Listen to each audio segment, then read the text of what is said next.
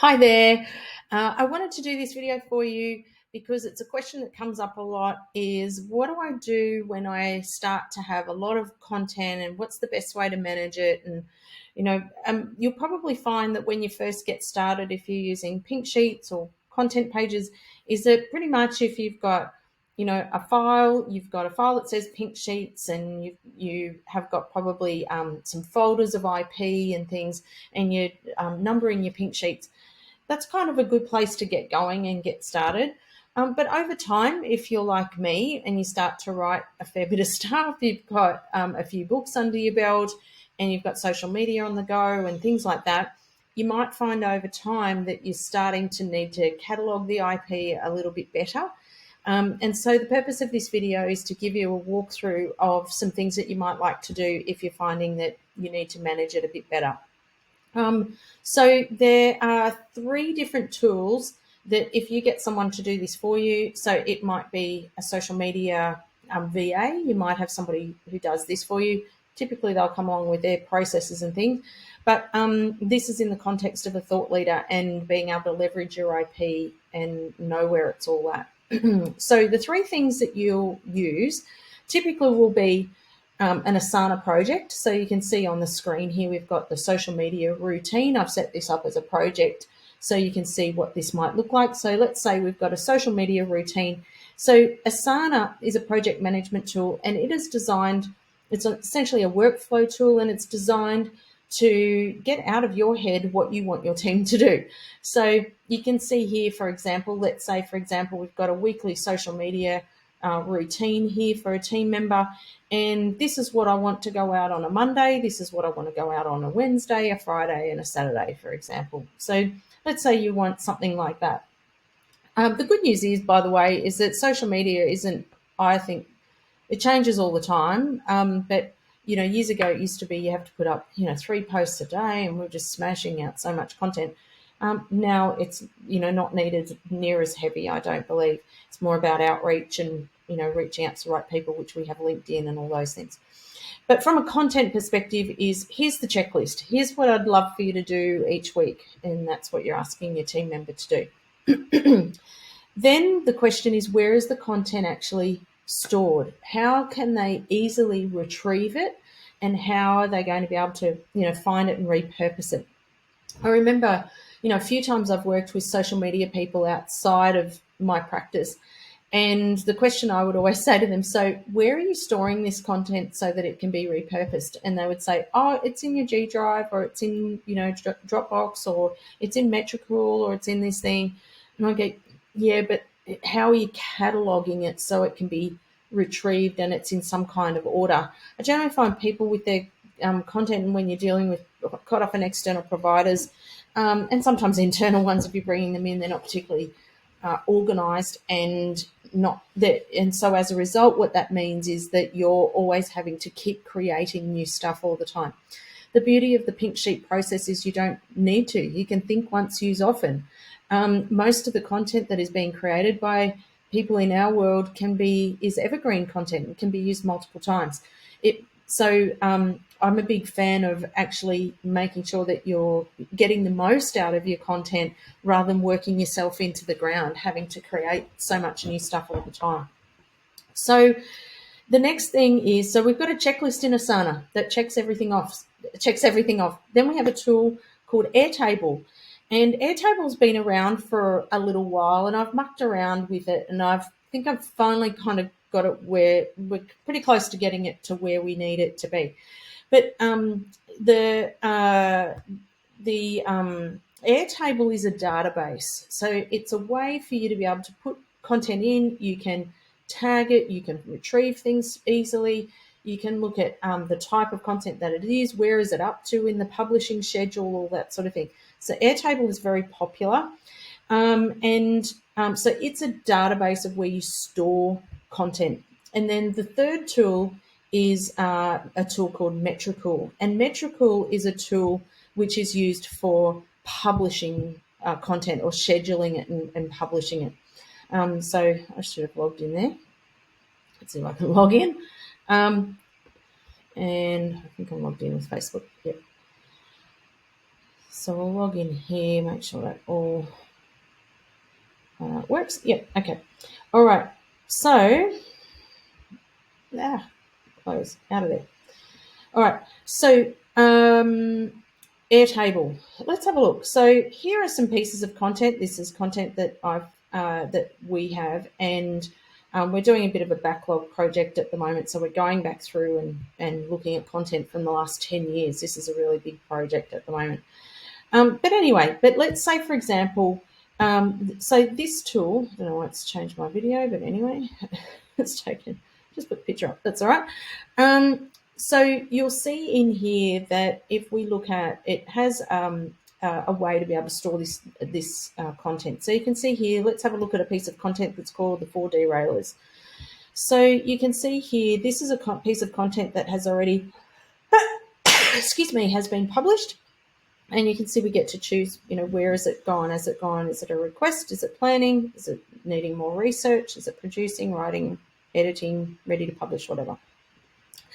We also can work out what content pillar it might be. So there's other content pillars here: strategy, communication, branding. So what are the pillars that are your IP?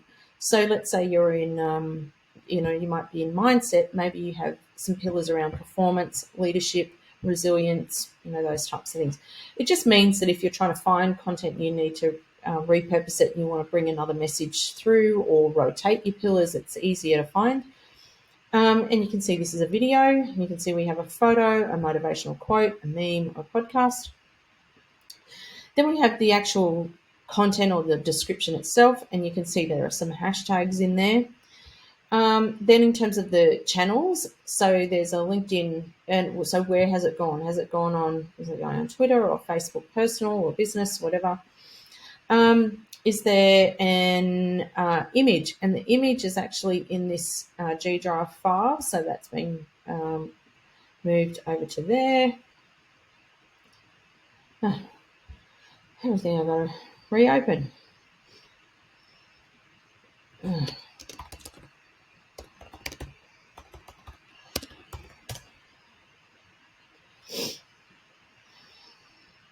Let's see how we go.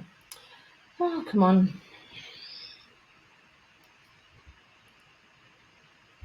Okay, and so this is a video.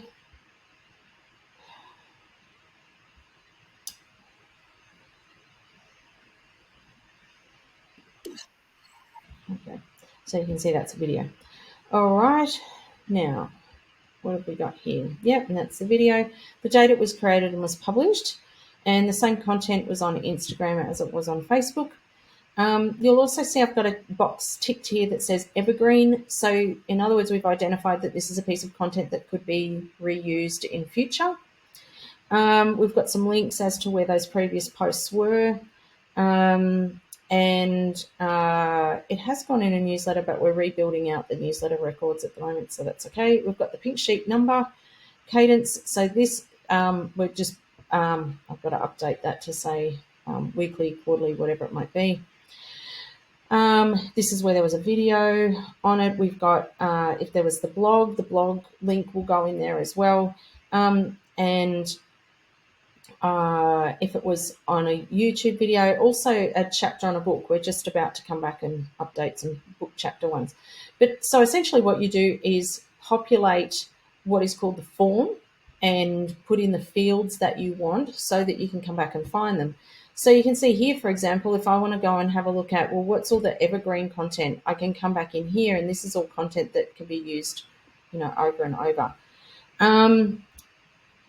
If I look in, and there's different views, for example. So if I want to look at the stages of what content, what stages, here we go. Where is it? Content status. So here's what is sitting here requested. You can see we're doing a bit of a backlog project at the moment, but we've got producing and writing, designing assets, ready to publish, and for those that have already been published. So those are already worked out and done. We've got and here's our social media form. So this is the form that we fill out. So every time we've got a piece of content, it goes in here, it's captured. So what's the pink sheet number? And you'll notice that there's a few there that I don't have pink sheet numbers for different reasons. There might be a promotional post or something like that. Here are the channels. Here's where the URL is, where that image is stored. So it's a bit easier for retrieval and reference than it is sitting in G drives and things like that. If you're watching this and you're going, oh my God, that seems so overcomplicated, then don't worry. Don't. My goal is to keep you in your genius, so you are not becoming an Airtable expert, but it's more to think. I want you to really think about, because most social media people I find, and that's a sweeping statement, I get that, is that they just don't think like this. They don't think like how we think in assets and thought leadership and how we can repurpose. Some probably do, but my experience has been it's been very limited. They're very focused on just keep creating new stuff. So this is Airtable in terms of where this is all stored. So this is your database of where all your content is kept. I can have a look at the content planning via the pillars. So you can see if I want to have a look at what are the marketing ones, those that have got marketing and sales, marketing and comms. You can, all the tagging will allow you to navigate around, and have a look around at what you've got. And you can look across the channels. So you can see across here if they're images, videos, where's the file, where it was, create, due date, Instagram copy, is it been a YouTube, is it evergreen? So you can see it's all populated in there. All right, so then the question is how do I actually get this content posted and scheduled? So you can use a variety of different tools. The one that I find a lot of people are using and we have moved over to is Metricool. So this is Metricool. You can have a standard sort of account. I haven't upgraded to premium. On a lot of these platforms, I do find premium sort of works well, but we've managed to stay out of premium and keep it at the basic level. And you'll see it has a tool in it that has planning. You connect up all your social platforms. We've just done a rebuild at the moment, so we're restarting this with a few things. But what it allows you to do is it allows you to put in, what day you want certain things published, where you want them published. So you can say, okay, well, I want a new post and I would like that piece of content. So you would come to here and you would say, okay, so I want that piece of content and I want that to go into Metricool. So, yep, I want that to go in there. There's my copy. You can show it gives you a little bit of a preview there. You can also see what it looks like on Instagram. And then you would go in and so auto publish is on. If we go back to Facebook, you can see, you can add in your video. So we would add in the URL, or you can upload it from the file. And because you've got everything at your fingertips, so I could go to the file, I can grab it, upload it, all that sort of thing. I won't do it now because it'll slow down. But anyway, you can upload from there.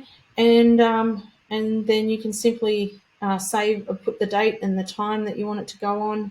As I said, and it gives you the other options if you've got other platforms connected, and then you put save and schedule. So one of the things we do before we do save so we've got save and schedule, but I also have to just check it before it goes out. So I approve all copy. You've got notes areas and things like that.